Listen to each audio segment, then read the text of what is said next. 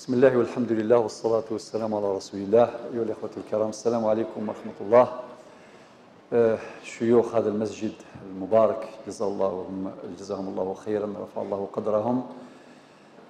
أنتم جميعا سادتي الأفاضل، رفع الله قدركم. أسأل الله أن يجعلكم جميعا من أعلام الهدى، من مصابيح الدجى، وأن يستركم ويسترنا جميعا في الدنيا وفي الآخرة، وأن يرزقنا السداد في الرأي والتوفيق في العمل. بالتشاور مع فضيلة الشيخ عنوان الدرس يكون خفيفا إن شاء الله. نديروا البناء المتوازن للإنسان. البناء المتوازن للإنسان. أيها الإخوة الكرام، خلقنا خالقنا جل جلاله، وربي كرمنا، وربي قال في القرآن: ولقد كرمنا بني آدم. ومظاهر التكريم لا تعد ولا تحصى. ربي خلقنا وكرمنا، هو اللي قال: ولقد كرمنا بني آدم. من مظاهر التكريم أن الله عز وجل أسجد الملائكة لآدم: كلكم لآدم وآدم من تراب. وهذا تكريم كبير، سجود تكريم، سجود تقدير. من مظاهر التكريم أن الله عز وجل فضل الإنسان على سائر الموجودات: الحجر والشجر والنبات والطيور إلى آخر المخلوقات اللي خلقها ربي سبحانه عز وجل. ربي سخرها للإنسان. ربي سخرها للإنسان. الحجر أو في يد الإنسان، ترفد الحجر تبني به جامع، تبني به دار، تبني به مصنع، مستشفى. حجر يطيع، المهم الإنسان يعمل. الشجرة والأرض، ربي سبحانه سخر لنا كل شيء. لقمة الخبز اللي ناكلوها ما وصلتش لينا حتى ربي سبحانه سخر الكثير. سخر الفلاح الذي زرع، سخر الفلاح اللي حصد. قبل ذلك ربي سبحانه أمر السماء فأمطرت، وأمر الأرض فأنبتت، وفي السماء رزقكم وما توعدون إلى آخره، حتى تجي لقمة سائغة يجي الإنسان يرفدها ويأكلها ويقول بسم الله برك. زوج كلمات: لو كان الشرع قال باش اللقمة تدخل لازم تقرأ سورة البقرة، شكون منا اللي يأكلها؟ لو النبي عليه الصلاة والسلام قال: يا غلام سمي الله. سمي الله يعني يقول بسم الله. وعلى بالكم كاين الناس اللي ما يقولش بسم الله، يصدم على الماكله وتربح. يا هو حاجه كبيره كي تقول بسم الله.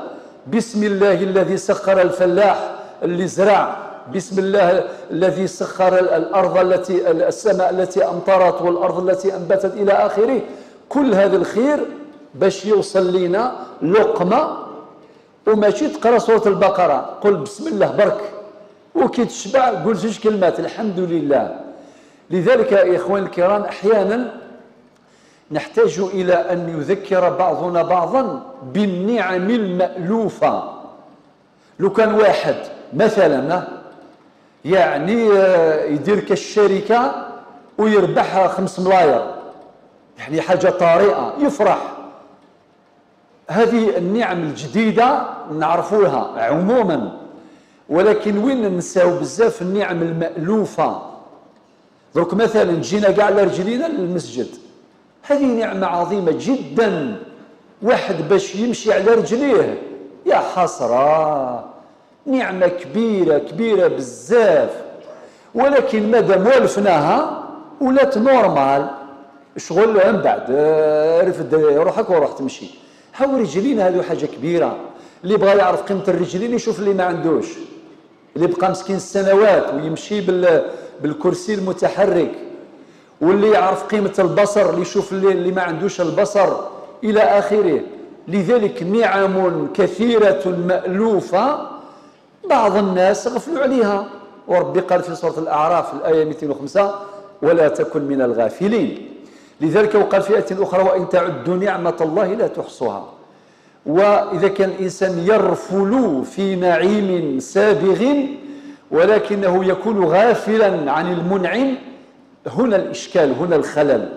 ربي أعطانا النعم نفرحوا بها، ولكن ما ننسوش المنعم اللي هو رب سبحانه عز وجل. لذلك علمنا في آية القرآن كثيرة، مثلا كي قال رب سبحانه ولئن شكرتم لأزيدنكم. ربي يعطي لنا نعمة وكي يشكروه ربي يزيد لنا، يحافظ على النعمة ويزيد يبارك فيها. لذلك ربي قال وسيجزي الله الشاكرين. كي يعطي لك ربي نعمة تقول الحمد لله، ربي يجازيك يعطي لك الأجر ويزيد يبارك في النعمة ويزيد. وكما وعد أهل الشكر في الحديث القدسي الجليل أهل ذكري أهل مجالستي، وأهل شكري أهل زيادتي إلى آخره. وقال في آية أخرى قال وقليل من عبادي الشكور. وربي باش يعلمنا كيفاش نحافظوا على الحمد والشكر. الصلاة كل ركعة لازم نقرأ سورة الفاتحة التي تبدأ بقوله تعالى الحمد لله رب العالمين، سورة الفاتحة. وزيد في صلاة الإمام يقول سمع الله لمن حمده، وحنا نقول ربنا ولك الحمد. معلش الإنسان يتدرب أنه ما يغفلش، ما يكونش من الغافلين ولا تكن من الغافلين. إذن نعم الله كثيرة جدا، ومن نعم الله ومن مظاهر التكريم أن أرسل الله عز وجل الأنبياء والمرسلين، بعثهم للبشر باش ما يضيعوش. خطر إذا كان الإنسان يجي يأكل يشرب حتى يموت، هذه حياة لا معنى لها. قالها الشاعر زمان وما الدنيا إلا طعام وشراب ومنام، فإن فاتك هذا فعلى الدنيا السلام. ولكن الآخر قال غير ذلك، قال يا خادم الجسم كم تسعى لخدمته، أتطلب النفع ممن فيه خسران، أقبل على النفس واستكمل فضائلها فأنت بالروح لا بالجسم إنسان. إلى أن يقول وامدد يديك بالله معتصما فإنه الركن إن خانتك أركانه. إذن الإنسان لازم يحمد ربي سبحانه عز وجل. وربي بعث الأنبياء والمرسلين باش ما نضيعوش، واختمهم بخاتم النبيين صلى الله عليه وسلم. وربي قال وما أرسلناك إلا رحمة للعالمين. وجبنا الإسلام هذا ويا سعدنا. وعلى بالكم هذه أيضا نعمة مألوفة. وقتاش نعرفوا قيمة الإسلام؟ كي نشوفوا هذوك اللي رايحين مساكن تايهين ضاعت بهم السبل، وأن هذا صراطي مستقيما فاتبعوه ولا تتبعوا السبل فتفرق بكم عن سبيله. والله واحد ما يعرف قيمة هذه النعمة إلا إذا كان شاف غيره اللي ضايعين في العقيدة، راحوا مساكن بقى على خير رايحين. إذن احنا نعمة كبيرة باش يكون عندنا الإسلام. ويروى أن أحد العارفين كان يطوف بالبيت العتيق. إن شاء الله ربي يوصل حجاجنا الميامين إلى البقاع المقدسة ويرجعوا بخير إن شاء الله، ويجعل حجهم حج مبرور جميعا. كان يطوف حول الكعبة. أنتم عارفين كل واحد كيفاش يدعي. قال لك سمعت واحد فلاح، ودعاء الفلاحين هذا فور قوي. كيفاش كان يقول ربي سبحانه؟ قالوا يا ربي لقد أعطيتنا الإسلام ولم ندعوك، فكيف تحرمنا الجنة ونحن ندعوك؟ شوف اليقين والحجة. قالوا يا ربي أعطيتنا أعظم نعمة الإسلام بلا ما نقولوا لك. ربي من رحمته بخلقه أعطى لهم الإسلام هذا اللي يوصل إلى الله عز وجل بيسر وبالسلامة إن شاء الله. قالوا يا ربي لقد أعطيتنا الإسلام ولم ندعوك، فكيف تحرمنا الجنة ونحن ندعوك؟ هاو الجنة احنا رانا نطلبوها برك باش يعطيها لنا. قال لك هذا العارف قال لك أبكاني دعاء هذا الأعرابي، يعني شاف هذاك اليقين اللي في قلبه وترجمه في لسانه أو بلسانه. لذلك يا إخواني الكرام مظاهر التكريم أكتفي بها وهي كثيرة جدا.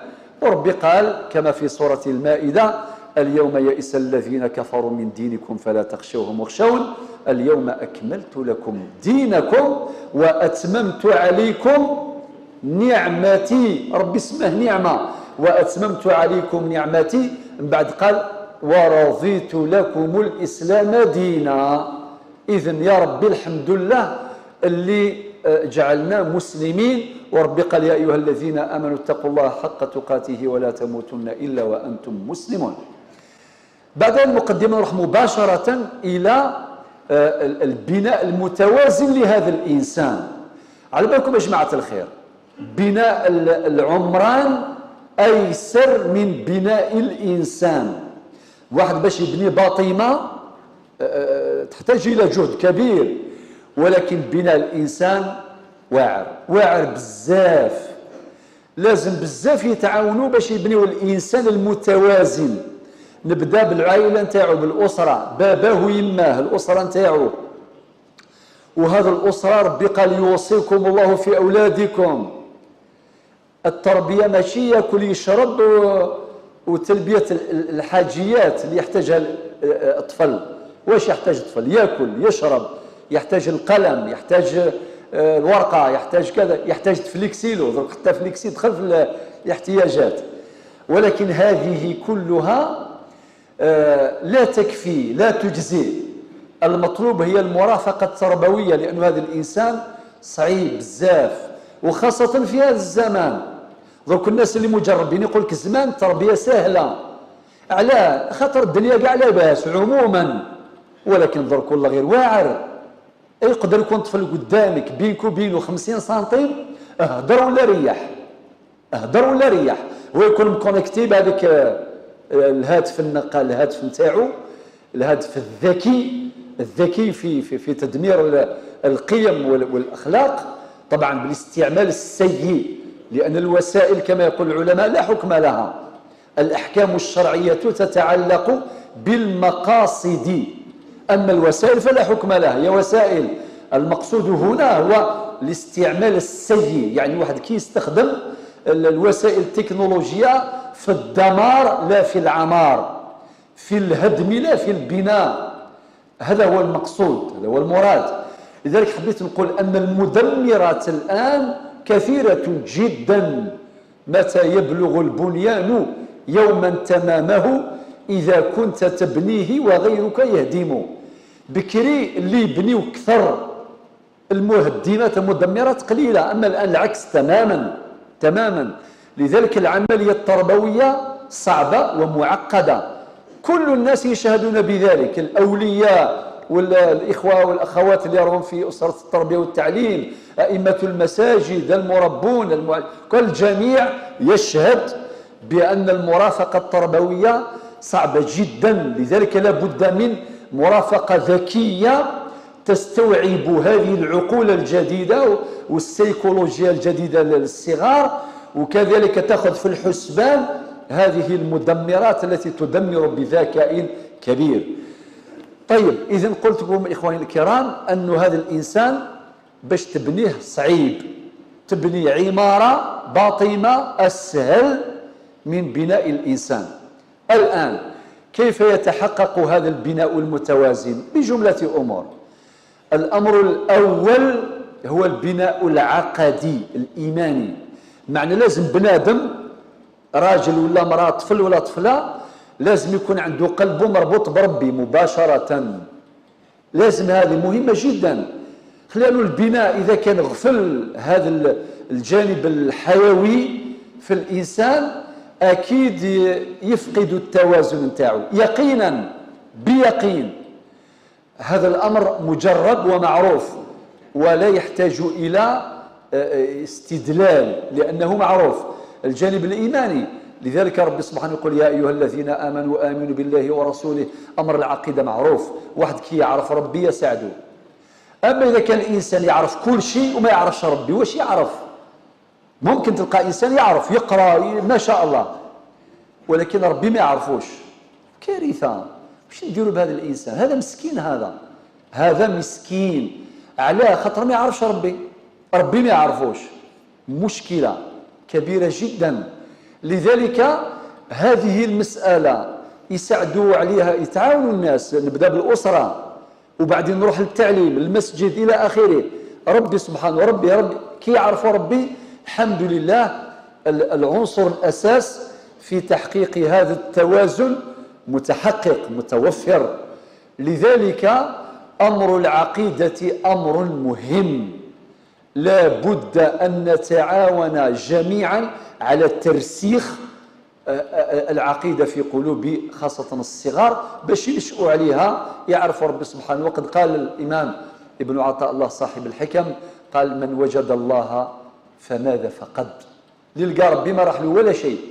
إذا كان واحد ما يعرف ربي وما لقاش، هذا هو المسكين. ومن فقد الله فماذا وجد. البناء العقدي، وحنا نحمد ربي أيضا علاش العقيدة هي الحصن الحصين. الآن الغزو هذا الثقافي، هذا التضليل الكبير جدا، والأمر ميسور الآن. يقدر الطفل يضيع من يدنا بسبب هذا، يضربوا في العقيدة مباشرة. عقيدة التوحيد إذا كانت تمست، هذا الإنسان يا جماعة الخير مرشح للضياع، مرشح للتيه. وباش يرجع مرة أخرى إلى جدة الحق والصواب ليس بالأمر الهين. لذلك الوقاية خير من العلاج. النبي عليه الصلاة والسلام تقريبا 13 سنة في مكة المكرمة والقرآن يتنزل، وأنتم تعلمون أن القرآن كان يتنزل منجما. الآية الأولى اللي نزلت في مكة المكرمة في القرآن، ما يسمى القرآن المكي، كان من مقاصده ترسيخ العقيدة، ترسيخ العقيدة. فمن يكفر بالطاغوت، هذه الآية جاءت بعد آية الكرسي: لا إكراه في الدين قد تبين الرشد من الغي. فمن يكفر بالطاغوت، والقرآن استخدم كلمة الطاغوت ولم يستخدم كلمة الطاغية، وهذه صحيحة. ولكن أهل اللغة يقررون أن الزيادة في المبنى تؤدي إلى الزيادة في المعنى. الطاغوت كلمة تملأ الفم، الطاغوت. فمن يكفر بالطاغوت ويؤمن بالله، النتيجة فقد استمسك بالعروة الوثقى لا انفصام لها. الله ولي الذين آمنوا إلى آخر الآيات. نقول لكم هكذا لأن هذه الآية في الحقيقة هي لا إله إلا الله. كي تقول فمن يكفر بالطاغوت تساوي لا إله نفي، ويؤمن بالله تساوي إلا الله إثبات، نفي وإثبات. لا إله نفي، إلا الله إثبات، تساوي فمن يكفر بالطاغوت ويؤمن بالله، النتيجة فقد استمسك بالعروة الوثقى لا انفصام لها. الآيات كثيرة التي تنص وتتحدث عن الإيمان وترسيخ الإيمان في القلوب. إذن الشرط الأساس لتحقيق التوازن في هذا الإنسان، في بناء هذا الإنسان، الجانب العقدي، البناء العقدي الشامل الكامل المتكامل. فمن يكفر بالطاغوت ويؤمن بالله. وسمعت قبل حين في سورة المائدة ربي قال: اليوم يئس الذين كفروا من دينكم فلا تخشوهم واخشون اليوم أكملت لكم دينكم، إلى آخر الآية في سورة المائدة. الشرط الثاني هو البناء التربوي. تربية لازم. ممكن واحد يقول كان مؤمن بالله ولكن تربية ما كانش. ممكن تلقاه مع المخدرات مع الخمر ويفسد في المجتمع ويفسدوا في كل يفسدوا. هذا الإنسان مؤمن ولكن الإيمان تاعو، طبعا لو كان الإيمان كاملا لاستدعى الجانب التربوي، لأنه النبي عليه الصلاة والسلام قال: اتق الله حيثما كنت. حيثما في اللغة زمكانية، في كل زمان وكل مكان. مع الإنسان يخاف ربي، ماشي يكون في الجزائر يصوم وكي يروح لندن ولا لباري ولا لكيبك ياكل رمضان باش يبان سيفيليزي. وكاين الناس اللي ضايعين مساكن الايمان تاعو ابيبري. هنا في الجزائر يصوم يصلي نورمال، يروح للغرب يولي خاطئ. وبعضهم مساكن عندهم ضحايا الاستلاب الحضاري، يحشم باش يبان متدين، يحشم يقول لك لازم نبان سيفيليزي. لو سيفيزم في فهمه الخاطئ طبعا يعتقد انه باش يندمج في المجتمع هكذا، وما على بالوش بلي كان قادر روحه يقدروه. حكاونا الناس اللي يكونوا في الغربه، قال كي يجي رمضان يجي مول اللوزين هذاك يقولوا ما شكون اللي يصوم شكون ما يصومش، يهضر مع المسلمين. هذوك اللي صايمين شادين في دينهم يجيو في جهة والآخرين مسلمين بيبري. هذوك يقول لك لا احنا ماناش صايمين. واش يدير لهم؟ حكاو لنا حكايات يعني متواترة. هذاك مول اللوزين يقول هذوك اللي صايمين أولا يعطي لهم خدمة خفيفة، ثانيا يعطي لهم كاش ساعة يعني راحة ولا أكثر، زيد يعطي لهم الشربة سخونة، يعني يكرمهم يقادرهم. والزريعة هذوك الآخرين المسلمين تاع بيبري يحرط عليهم، يعني يقول لك نعبد ربي وزيد نديها الدنيا وآخرة. حبيت نعطي رسالة خاصة للشباب الآن راه يسافر وكذا، نقولوا ما تتعقدش، لازم راسك يكون مرفوع من كل الجبال الشامخات الشاهقات، لأنك مؤمن، لأنه عزيز والمؤمن عزيز ولله العزة ولرسوله وللمؤمنين. وربي قال في سورة آل عمران ولا تهنوا ولا تحزنوا وأنتم الأعلون إن كنتم مؤمنين. كل شيء مربوط بالإيمان. لذلك يا جماعة الخير الجانب التربوي مهم. باختصار ربي قال في القرآن الكريم ونفس وما سواها فألهمها فجورها وتقواها. وبعدين ربي قال قد أفلح من زكاها وقد خاب من دساها. إذن العملية التربوية تأتي بعد قد، وقد إعرابا تفيد التحقيق، جاء بعدها فعل ماض. قد أفلح من زكاها، هنا قاع الخدمة راهي هنا بعد قد. الأسرة والشيوخ نتاع الجامع والأجداد والجدات والمجتمع قاع هنا يخدم. وإلا يروحوا الشباب يروحوا لنا خلاص. الشباب خاصة مركز عليهم خاطر راهم في مرحلة نتاع القوة، عندهم قوة بدنية جسدية، عندهم قوة عقلية ذهنية فكرية. إذا بغوا يفسدوا يعرفوا كيفاش يفسدوا، خاطر عنده كل الإمكانات باش يفسد ويخسر. صافي إذا راحوا لنا هذه الطاقة، والشباب طاقة عمار أو طاقة دمار. ما في الحديث يعني وإن كان العلماء لهم أقوال في هذا، قال محسوب يعني ماذا أنتم فاعلون لو طغى شبابكم وفسدت فتياتكم؟ قالوا أو كائن ذلك يا رسول الله؟ قال وأشد من ذلك سيكون. علاش ركز على فئة الشباب؟ لأن الشباب كما قلت لكم والله ممكن يشبهوا كما الشمس، كي تشرق الشمس الصباح تكون ضعيفة، وكي تغرب العشية تكون ضعيفة.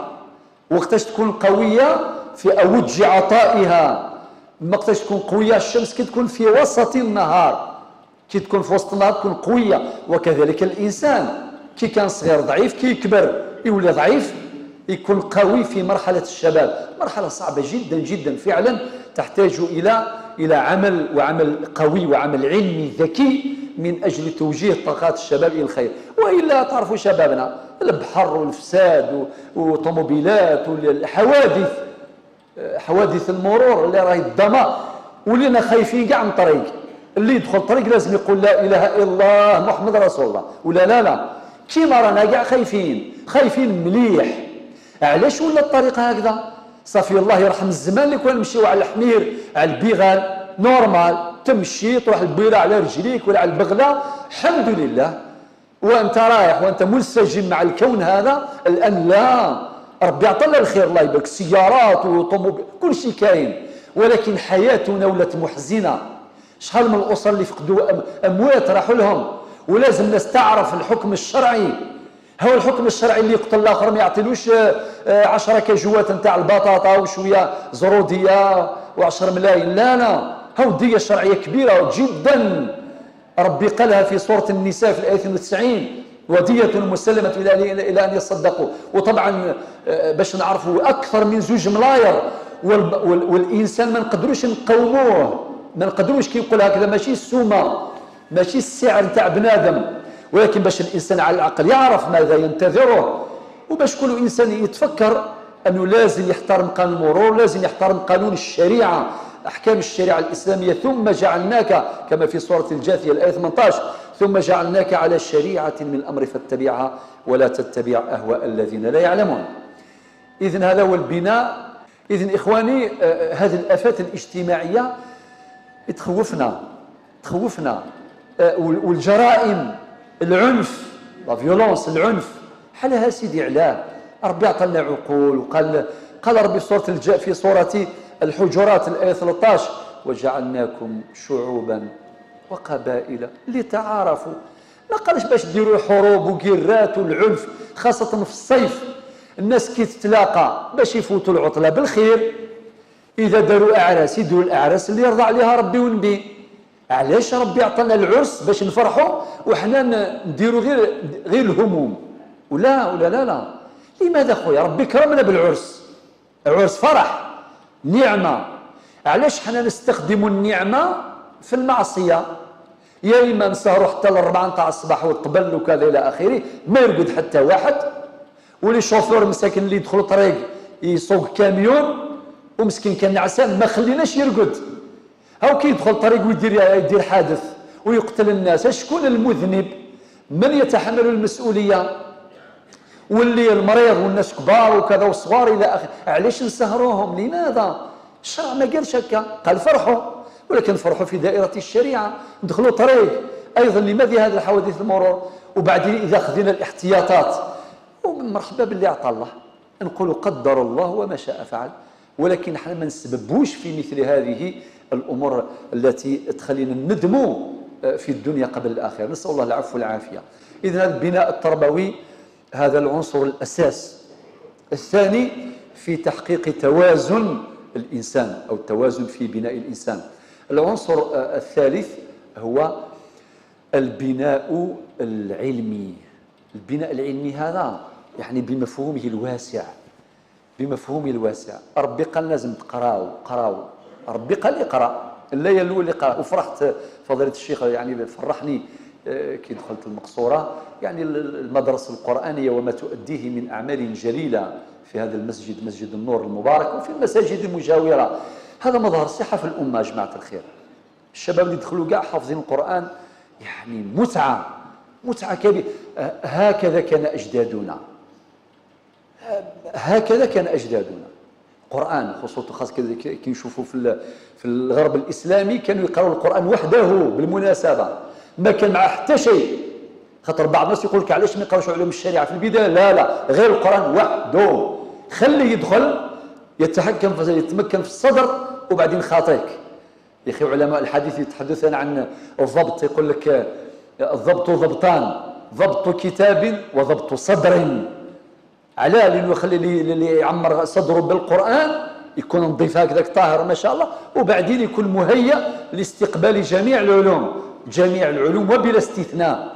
لذلك نقول أن العلم هذا مطلوب باش يكون الميزان. وما يجيش واحد يقول لك أنا فاتني بالنسبة للناس اللي كانوا في وقت الثورة اللي ما قدروش، والميزيرية واليتامى، ربي يجازيكم خير، تعبتوا تمرمتوا، بنيتوا الجوامع، بنيتوا المدارس، وكان عندكم غيرة على العلم وأهله، وترجمتم حبكم وغيرتكم للعلم يعني عمليا ميدانيا. ولكن الأمر ميسر حتى بالنسبة للكبار، الأمر ميسر، وسائل التعلم موجودة والحمد لله. لا بد الإنسان يقرأ. ربي قال اقرأ باسم ربك. حتى القراية هذه لو كان ما تكونش مربوطة بربي تولي ماشي مليحة. كان اللي يقرأ يولي يفسد، يقرأ 4 حروف يولي يخرب كلش، يقول لك أنا عندي ديبلوم، تلقاه بعيد كاع يخلط كاع. على أخويا ربي قال اقرأ باسم ربك، لازم هاك، لأن العلم إما يكون عمار أو دمار. إذا اتصل بالله عمر، وإذا انفصل عن الله دمر. فالعلم عمار أو دمار. لذلك القراية الآن قراو. تعرف في القرآن الكريم ندير رحلة في 1.5 دقيقة هكذا في القرآن، هذه تعرفوها كامل. اقرأ باسم ربك الذي خلق الإنسان من علق، اقرأ وربك الأكرم الذي علم بالقلم، علم الإنسان ما لم يعلم. لازم نقراو، وماشي كي تكون عطلة ما نقراو والو، نبقاو غير في تضييع الوقت وكذا، ما ينفعش. لازم القراية هذه أعطى لها ربي قيمة. قل هل يستوي الذين يعلمون والذين لا يعلمون؟ ذكر عبد الفتاح أبو غد الله يرحمه في كتابه قيمة الزمن عند العلماء، كان يتحدث عن علماء الأمة كيف كانوا حريصين على الطلب والتحصيل العلمي إلى آخر لحظة. كان يحكي عن الإمام البيروني، قال لك وهو يحتضر قريب يموت، جاءه عواده، الناس اللي جايين يزوروه، وبعدين المتعطر راح سمع لهم يتناقشوا في مسألة، قال لهم كي تلقاو الجواب اعطيه لي. قال له واحد: واش تدير بالعلم اصلا الان؟ تراك رايح تموت. قال له: احب ان القى الله، نلقى ربي وانا اعرفها او اعلمها، هذيك المعلومه افضل من ان القاه وانا اجهلها. خير نلقى ربي وانا اعرف المعلومه الاخيره هذه. يعني كانوا عندهم حرص شديد على التحصيل العلمي، والحكايات كثيره في هذا الباب. ربي قال في سوره فصلت الايه 53: قال: سنريهم اياتنا في الافاق. شوف العلم كأداة تمكن الإنسان باش تتحقق لديه هذه الرؤية التي تقربه من الله وتعرفه به. سنريهم آياتنا في الآفاق وفي أنفسهم حتى يتبين لهم أنه الحق. 53 من سورة فصلت. في سورة ياسين: سبحان الذي خلق الأزواج كلها مما تنبت الأرض ومن أنفسهم ومما لا يعلمون. سورة ياسين الآية 36. سورة الذاريات الآية 7: والسماء ذات الحبك. خلي قرأ بدماغك، ماشي حتى تكون عالم في علم الفلك باش تقرأ، لا، تقرأ توحد رب سبحانه في مخلوقاته، تقرأ كتاب الله المفتوح وكتاب الله المسطور، كتاب الله المقروء. والسماء ذات الحبك الآية 7 الآية 20: وفي الأرض آيات للموقنين الآية 21: وفي السماء وفي أنفسكم أفلا تبصرون الآية 22: وفي السماء رزقكم وما توعدون. حتى ربي يوصل إلى الآية رقم 50: قال: ففروا إلى الله. الهربة تسلك، ففروا إلى الله. وين نروح لرب سبحانه عز وجل. وبعدين الآية 55 واش قال ربي سبحانه؟ وذكر فإن الذكرى تنفع المؤمنين. الآية 56 قال: وما خلقت الجن والإنس إلا ليعبدون. معنى كيف أن العلم يقودنا إلى معرفة الله وإلى عبادته. هذا الأخير، ما قبل الأخير الآن هو البناء الشرعي. البناء الشرعي هذا يعني الحلال والحرام، ورب سبحانه رسم طريق. قال: وأن هذا صراطي مستقيما فاتبعوه. ربي قال سورة الجاثية الآية 18: ثم جعلناك على شريعة من أمر فاتبعها ولا تتبعها والذين يعلمون. معنى الشريعة باختصار نحتاج إليها أيغر في كل شيء.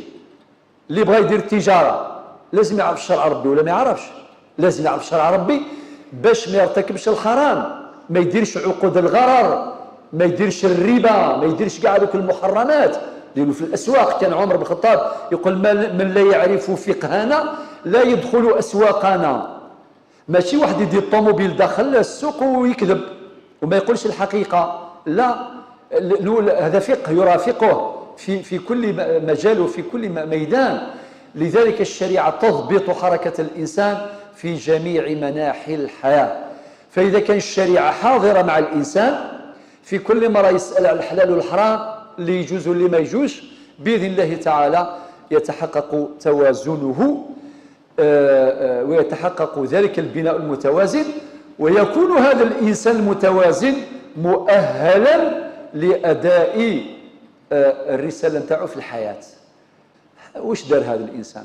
عادي طبيعي يستجيب لاحتياجات نتاعو خلاص، ولكن هذا ما يكفيش. ربي قال في سورة البقرة الآية 143: وكذلك جعلناكم أمة وسطا لتكونوا شهداء على الناس ويكون الرسول عليكم شهيدا. والشهادة تقتضي الحضور، ولكن الحضور الفعلي والحضور الفعال في جميع مجالات الحياة. والإنسان الذي يؤدي هذه الرسالة لا يمكن أن يكون كذلك إلا إذا كان متوازنا كما قلنا قبل حين. اعتذر على هذه الإطالة، وربي يحفظكم ويستركم وينصركم، آمين، والحمد لله رب العالمين.